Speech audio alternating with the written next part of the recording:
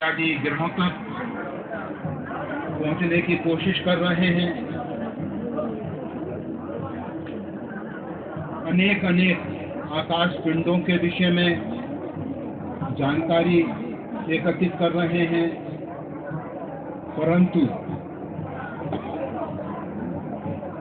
मानव को अपने आप का नहीं मालूम है को हम मैं कौन हूं। हम अपने आप को एक शरीर समझ बैठे। हम शरीर मात्र नहीं हैं। आप सब देखते हैं, हम सब देखते हैं, शरीर में एक चेतना है जिसके द्वारा हमारे मन बुद्धि, हमारे शरीर के अंग उपांग सब कार्य करते हैं। ये बड़े बड़े वृक्ष, इनके अंदर जो चेतन है, वो चेतन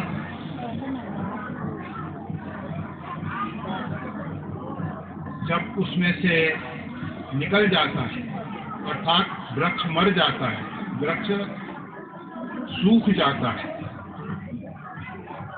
उसमें उसका जीवन नष्ट हो जाता है। जो वृक्ष कुछ समय पूर्व भूमि से पानी लेकर 100-500 फीट ऊंचाई तक पहुंचा रहा था, आप देखते हैं वृक्ष का मूल जो है पृथ्वी के अंदर है और वह मूल से खाद्य पानी लेकर पूरे वृक्ष का पोषण करता है। वो पानी ऊपर तक पहुंचता है।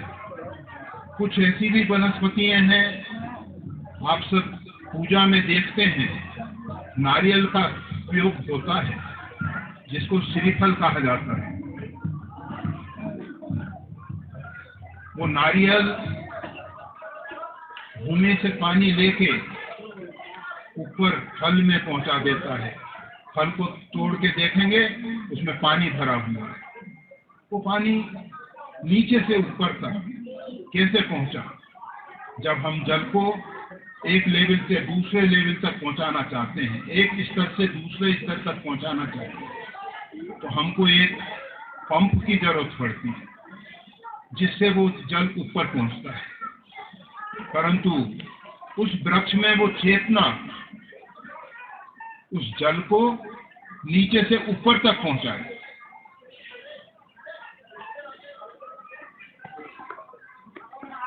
जब वृक्ष मर जाता है, चेतना कार्य करना बंद कर देती है, हम उसकी जड़ में कितना ही जल छोड़ते रहें, वो उसके शिखर तक नहीं पहुंच पाएगा। इसी प्रकार से वो चेतना हमारे आपके सबके अंदर कार्य करे। जब जीव को बोध होता है,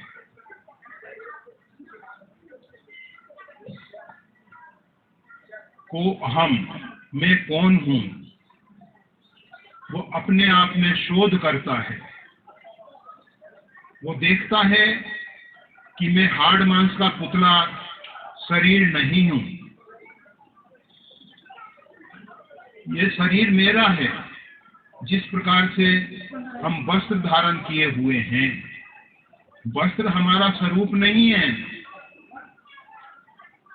इसी प्रकार से ये जो मानव शरीर है, ये हमारा स्वरूप नहीं है, ये हमारा रूप है।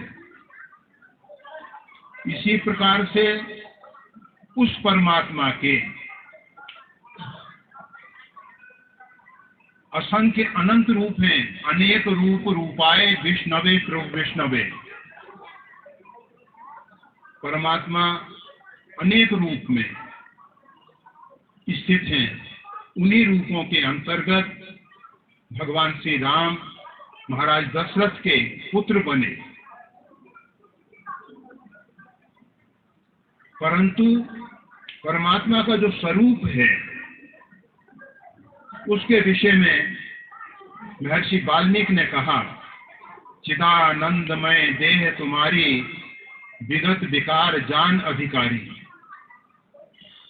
हे परमात्मा, आपका स्वरूप जो है चिदानंदमय, जो अधिकारी पुरुष हैं, जो विकारों से रहित हैं, जो आवागमन के चक्र से बाहर हो चुके हैं, जो निःश्रेष्ठ की प्राप्ति कर चुके हैं, जिन्होंने आत्म कल्याण कर लिया है, वह आपके स्वरूप को जानते हैं। हम सब ना तो अपने को जानते हैं, ना परमात्मा को जानते हैं। भगवान ने कृपा करके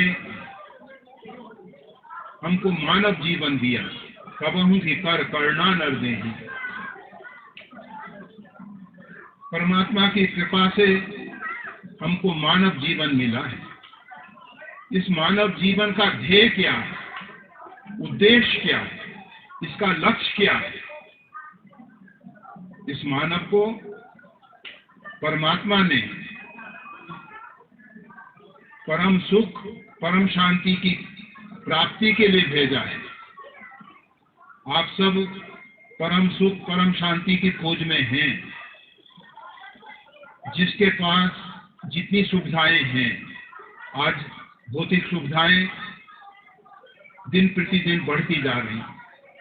हम सब के पास भौतिक सुविधाएं बहुत अधिक हैं, फिर भी देखा जाता है ये विद्युत से चलने वाले उपकरण, ये बिजली से चलने वाले उपकरण समय समय पे धोखा देते रहते हैं। विद्युत की धारा, करंट जब प्रवाहित होना बंद हो जाता है तो ये सब उपकरण निर्जीव हो जाते हैं। अभी 2-3 बार जब विद्युत व्यवस्था भंग हुई, आप सबने देखा कि इन सब उपकरणों ने काम करना बंद कर दिया।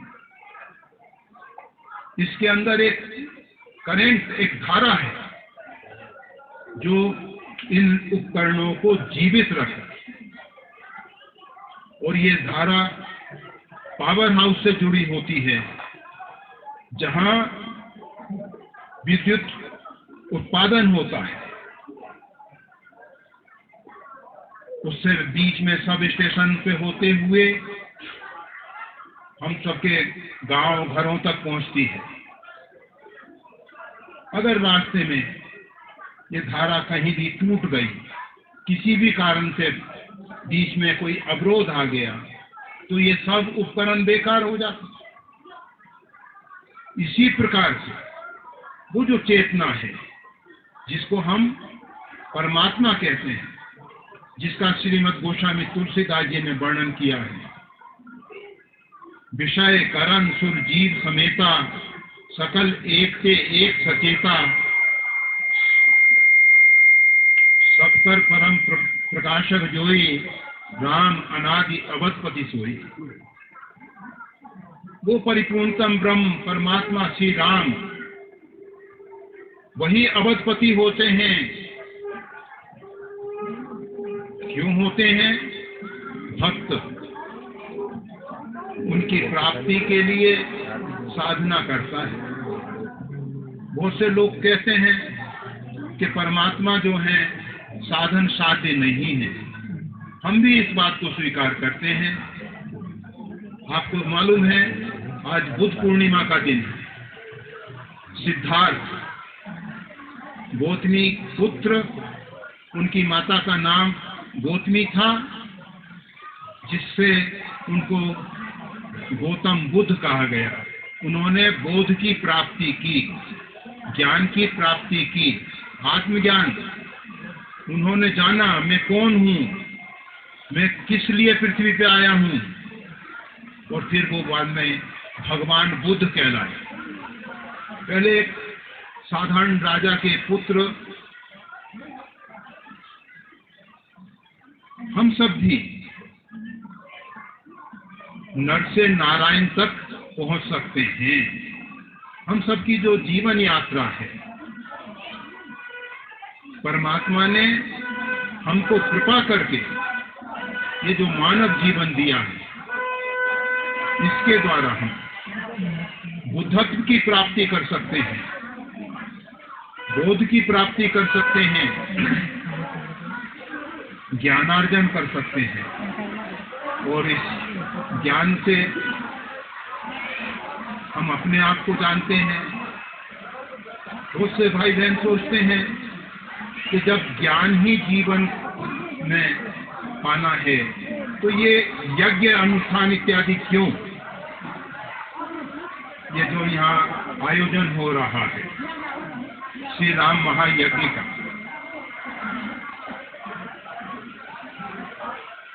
प्रजापति ब्रह्मा ने जब सृष्टि का विस्तार किया,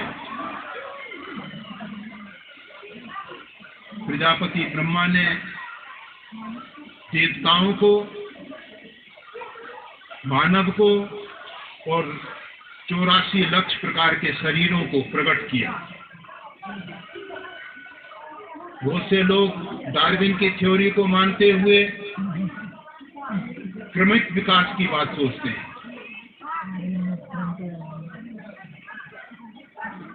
वास्तविक में विकास जो हुआ है क्रमिक हुआ है, परंतु हमने और आपने ये संसार नहीं बनाया है। आप सब अच्छे ढंग से जानते हैं, पृथ्वी एक दिन अग्नि का धधकता हुआ गोला था।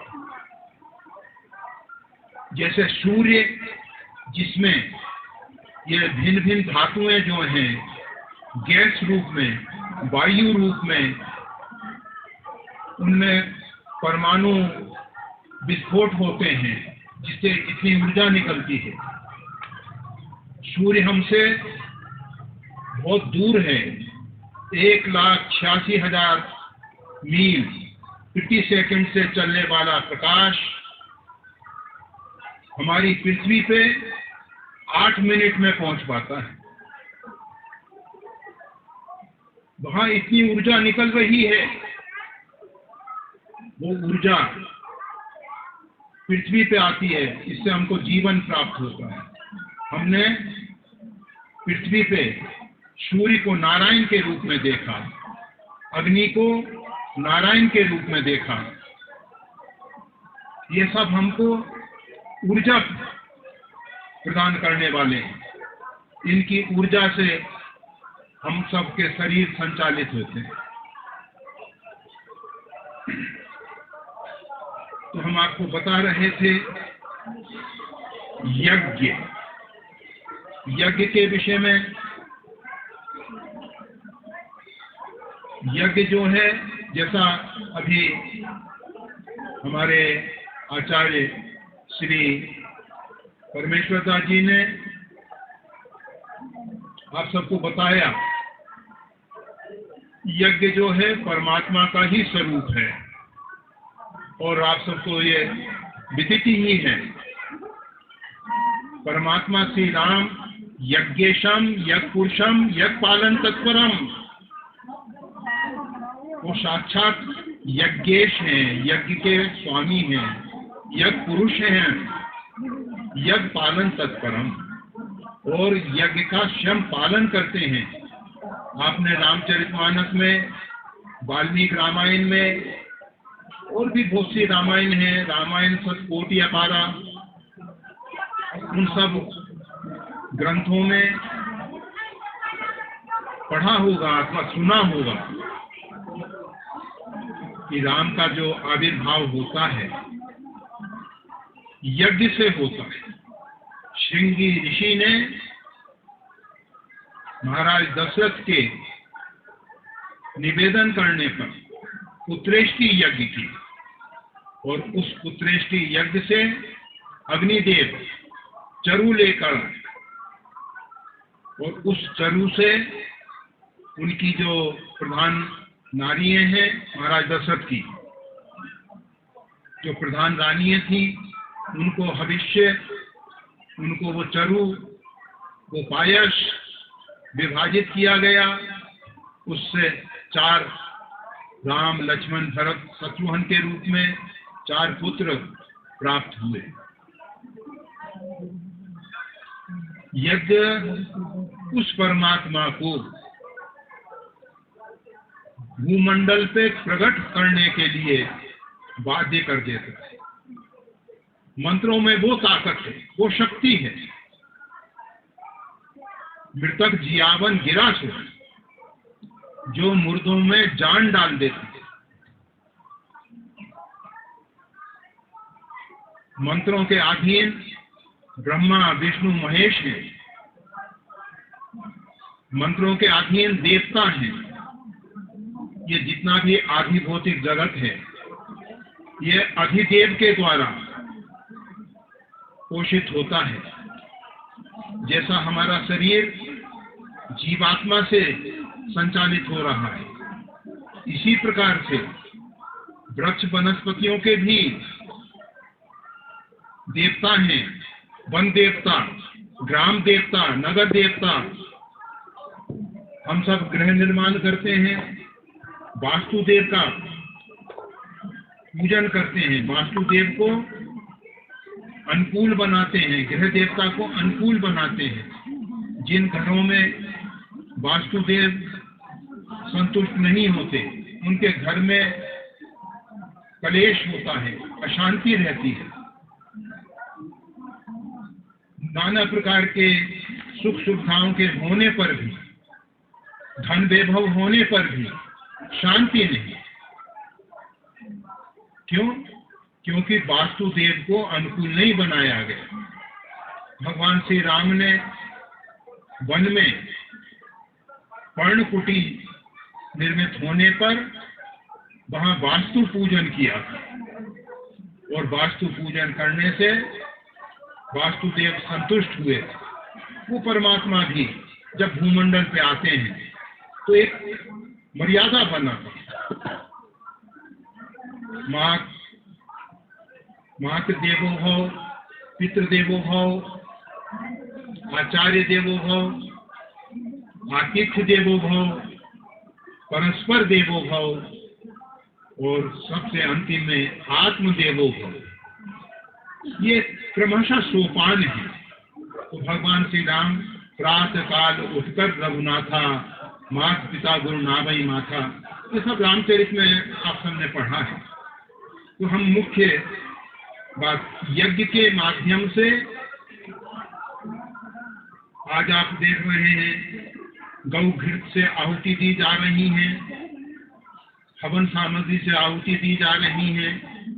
बहुत से लोगों के मन में भाव होता है कि इतना घी बेकार में क्यों व्यर्थ किया जा रहा है, अग्नि में सुहा कर दिया जा रहा है, जला दिया जा रहा है। हमें अच्छे ढंग से याद है 1962 में अष्टाग्रही योग आया था। उस अष्टाग्रही योग में 8 ग्रह एक स्थान पे एकत्रित हुए थे, जो बहुत कभी कभी संभव होता है। उस समय चाइना वार हुआ, इस देश पे आक्रमण हुआ, और हमने अपनी बहुत सी भूमि को गंवा दिया। उसके साथ साथ भयंकर प्राकृतिक आपदाएं आई। ओलावृष्टि नीचे मैदानी क्षेत्रों में इतनी हुई थी, 3-3 दिन तक वो ओला गला नहीं था। मकानों पे गिरा था तो मकानों की छतें टूट गई थी। आधा किलो का, 500 ग्राम का वो उपल, वो ओला पृथ्वी पे आया था। भयंकर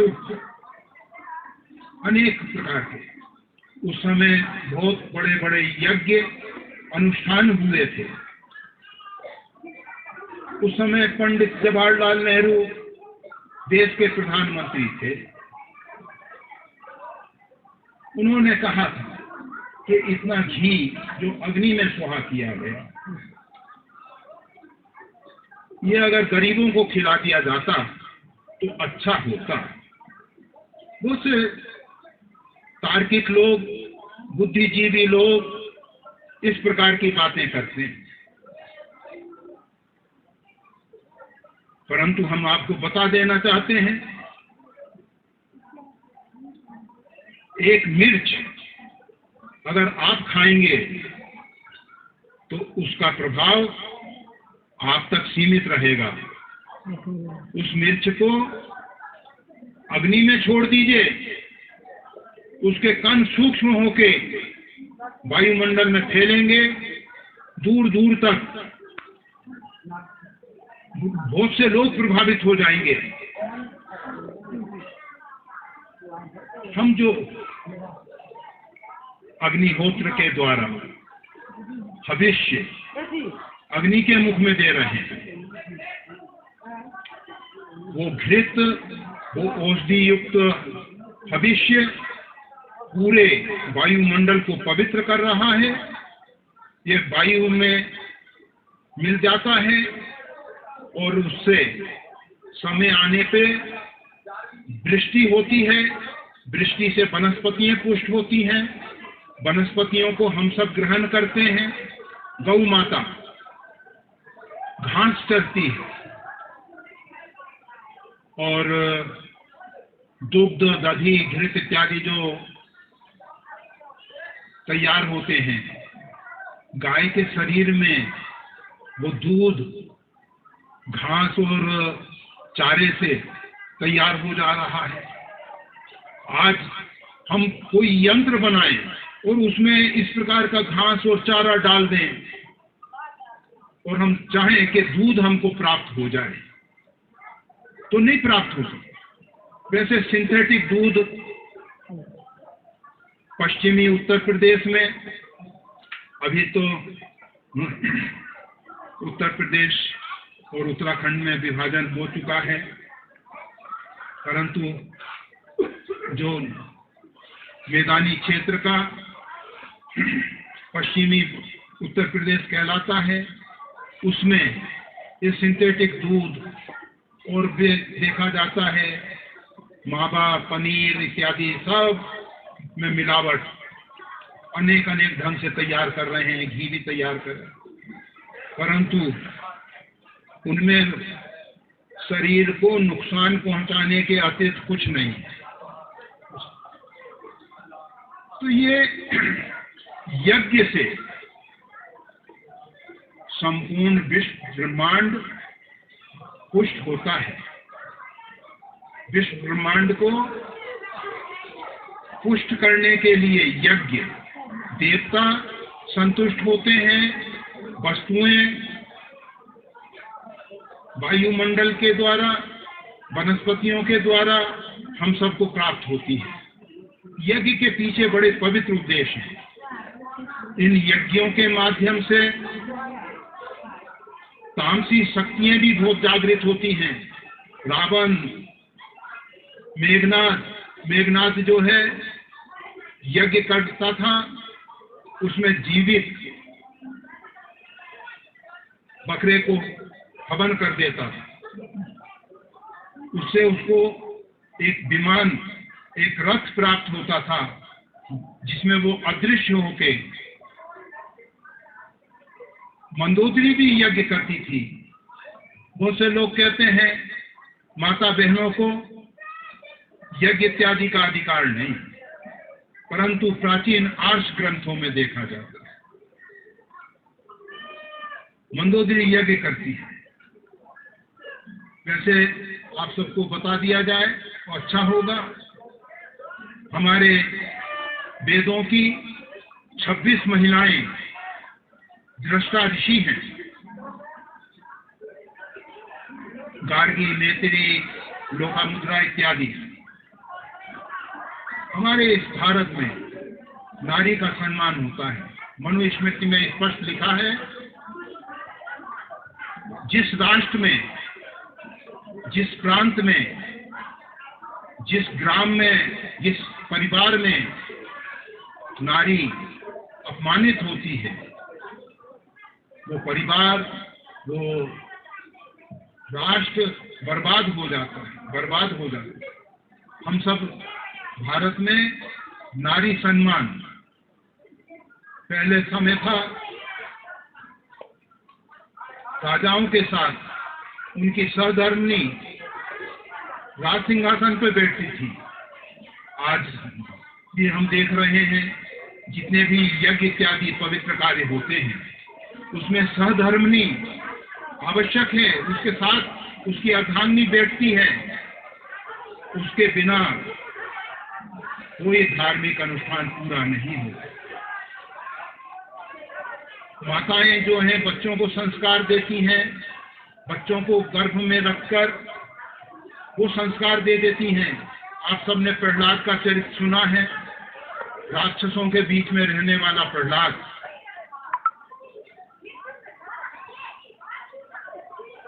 माता कयाधु के अंदर गर्भ में रहकर श्रीमद् भागवत का श्रवण करता है और वो भगवान नारायण का ऐसा परम भक्त होता है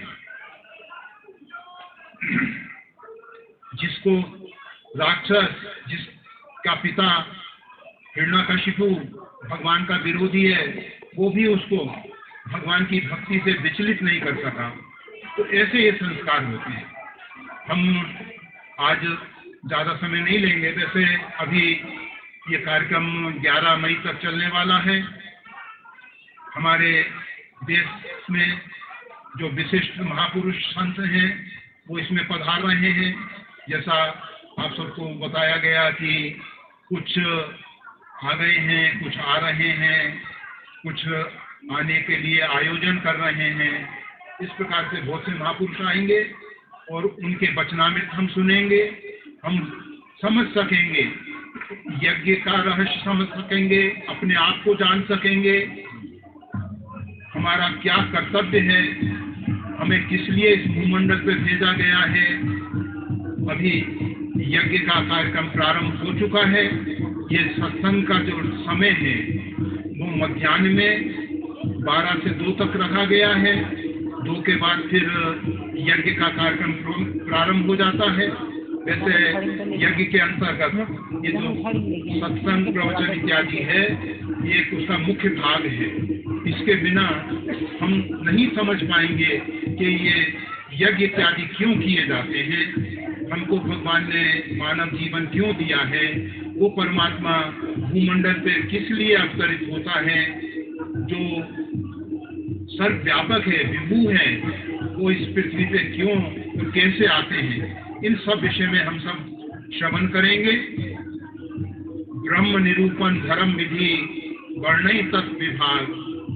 धर्म की विधि, आप जानते हैं कोई भी कार्य अगर विधि पूर्वक किया जाता है, एक बंदूक की गोली हम उसको ऐसे फेंक दें, जोर से फेंकें, पूरी ताकत लगा के फेंकें, साधारण चोट करती है। परंतु वही जब बंदूक की नलिका से जाती है तो लोहे को छेद देती है, उसमें इतनी ताकत होती है। विधि पूर्वक, श्रद्धा पूर्वक, विश्वास पूर्वक हम कैसे ये सब धार्मिक कृत्य कर सकते हैं। हमारे यज्ञ तामसी ना हो जाए, नकारात्मक ऊर्जा, आश्री संपदा विकसित ना होने पाए। हमारा देश, हमारा राष्ट्र, हम सब मानव विश्व शांति के लिए यज्ञ करते हैं। हम जानते हैं शांति जो है उसका मूल स्थान ओम ध्यो शांति, अंतरिक्ष शांति। वो जो शांति है परमात्मा के दिव्य धाम त्रिपादश्चम मृतम दिवी, 3 पाद अमृत लोक में है।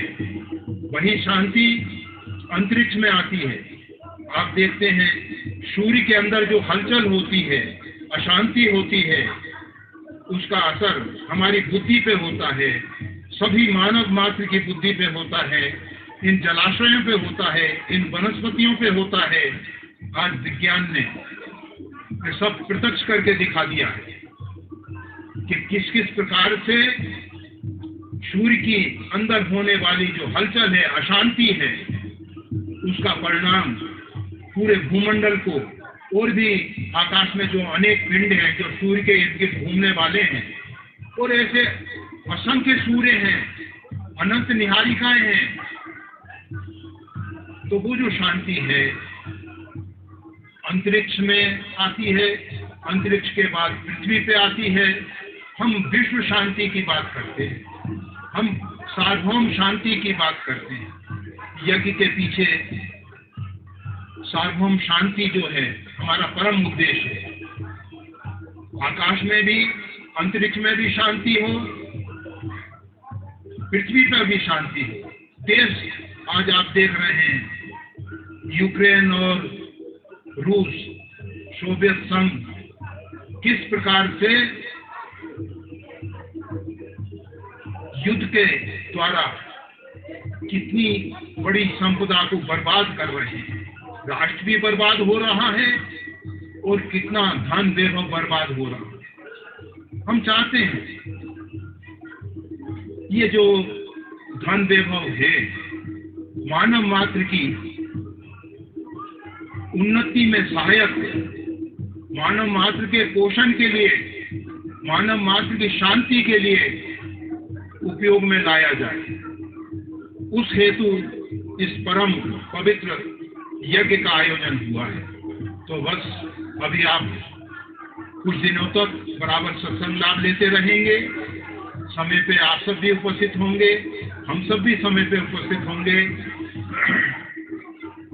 और इस पवित्र आयोजन में जैसा हमारे पूर्व मंत्री जी, विधायक जी और हमारे प्रमुख, ब्लॉक प्रमुख सामने बैठे हुए हैं अभी सब, और सभी भाई बहन और तत्परता से सेवा कार्यों में लगे हुए हैं। सब अपनी अपनी योग्यता और क्षमता के अनुरूप कार्य कर रहे हैं और सब धन्यवाद के पात्र हैं और सबको इस पवित्र यज्ञ का पवित्र भाग प्राप्त होने वाला है। ऐसा नहीं कि वहां जाके आहुति देने मात्र से ही उनको लाभ मिलेगा। ये जो किसी भी प्रकार से हम इस पवित्र कार्य में सहयोग करते हैं, हम सब इस पवित्र कार्य के भागीदार होते हैं। एक बात जरूर आप सबसे निवेदन करेंगे, परमात्मा ने हमको जीवन दिया है, हम इसमें सम्यक प्रकार से सहयोग की भावना रखें, परस्पर देवो भव की भावना रखें और कम से कम ऐसे धार्मिक कृत्यों का विरोध ना करें, इसमें कोई अवरोध ना पैदा करें, रुकावट ना डालें।